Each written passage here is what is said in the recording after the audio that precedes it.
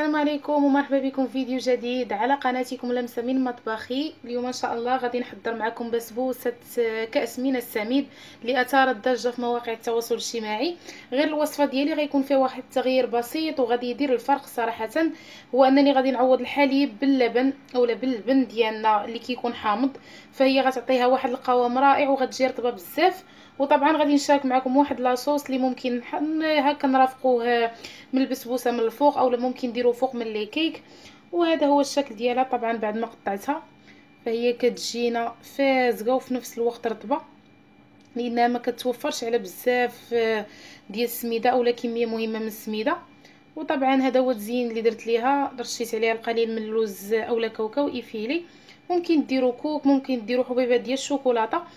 كنتمنى الوصفه تعجبكم. وطبعا قبل ما نمروا الفيديو، الا كنتم مازال ما مشتركينش ما تنساوش تشجعوني بالاشتراك في القناه. بلا ما نطول عليكم غادي نمروا مباشره المقادير وطريقه التحضير وفرجه ممتعه. بالنسبه للبسبوسه اللي غادي نحضروها بالشوكولات فهي سهله جدا والمقادير ديالها بساط. كنحتاجو 3 ديال البيضات بدرجه حراره الغرفه.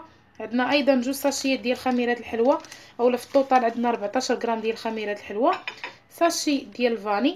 غادي نحتاج كاس لاروب ديال العنبه ديال اللبن، ماشي الحليب، عندي هنايا اللبن. غادي نحتاج ايضا كاس ديال العنبه الا ربع اولا كاس لاروب ديال السكر خشن. نفس الكاس حاولوا تعبروا به المقاييس بربعه. غادي نحتاج كاس ديال العنبه يكون عامر ديال السميده رقيقه، غادي نحضروا هاد البسبوسه فقط كاس ديال العنبه ديال السميده. وعندي كاس لاروب ديال الزيت نباتيه. ايضا عندي ملعقه كبيره ديال الكاكاو، وعندي ملعقه كبيره من الخل. وطبعا غادي نحتاجوا قبصه ديال الملح اللي ما يمكنش نستغناو عليها. هادو هما المكونات ديال البسبوسه، بقاو معايا في طريقه التحضير. اول حاجه كنبداو بها كناخذوا اناء وغادي نوضع فيه هذا الكاس ديال العنبه ديال السميد الناعم، السميده اللي كنحضروا بها البغرير هي اللي غنحضروا بها البسبوسه. وغادي نضيف معاها نصف كميه ديال الزيت، يعني هاد كاس لاروب غادي نحاول نقسموه على جوج بهذا الشكل هذا. وغادي نحاول نبسبس السميده مزيان.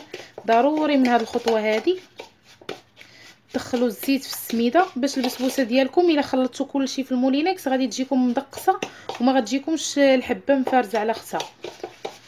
بسبسوها مزيان وغادي نوضعوها جانبا ولا نحطوها حدانا وندوزو لتتمه التحضير.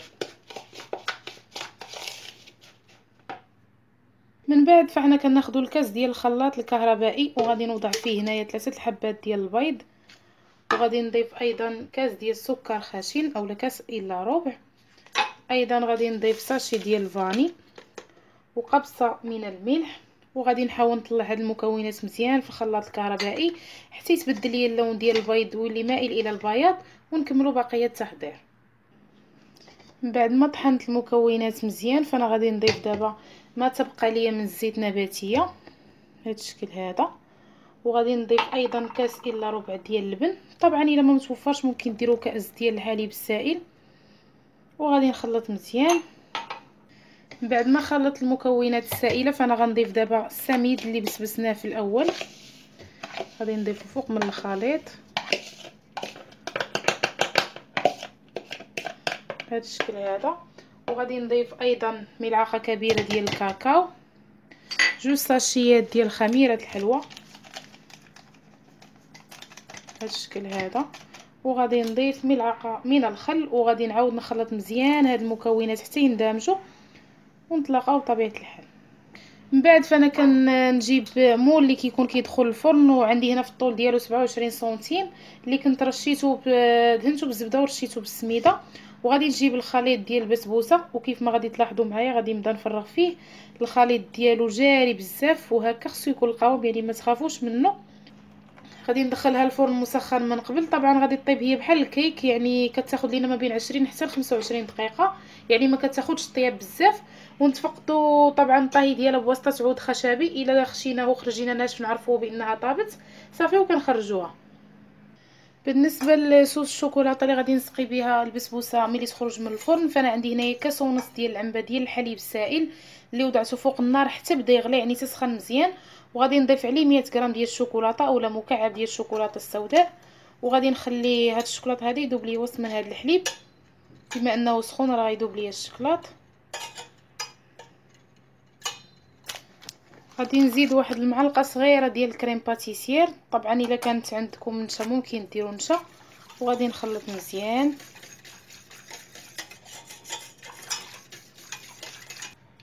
هنا رديت الخليط فوق من النار وغادي نخليه حتى يغلى شويه، غير يغلى شويه وبدا يعقد صافي. وغادي نطفي عليه وغنحصل على واحد الصلصه ممكن نوضعها في الفوق من ديال البسبوسه، كتجي عاقده وفي نفس الوقت يعني ساهله وبنينه.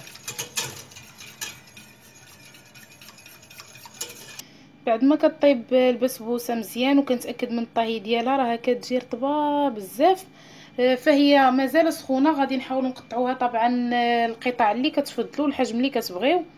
غادي نحاول نقطعها من الاول من الوسط. هنا بعد ما قسمت البسبوسه طبعا ممكن ديروا قطع كبيره كيف ما ممكن ديروا قطع صغيره. دابا هي ولات دافيه يعني قربت تبرد.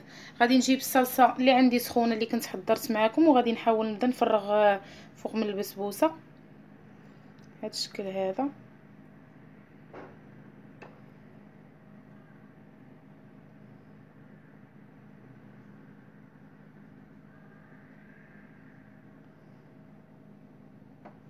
دائما يكونوا متعاكسين، يا اما البسبوسه بارده والصلصه سخونه، او العكس. يلا تخرجوا البسبوسه من الفرن تكونوا ديجا محضرين الصلصه بارده وتكبوها فوق منها بهذا الشكل هذا.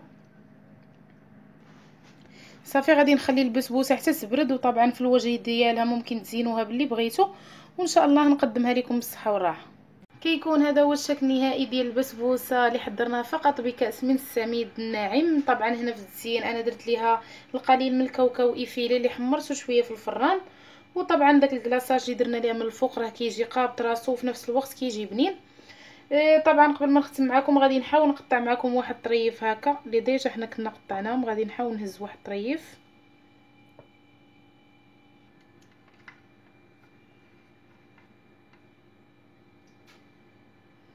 هانتوما يا البنات كيفاش دايره، يعني هزيتها مازال سخونه ولكن راه كتحسوا بها فازقه ورطبه. هانتوما الشكل ديالها.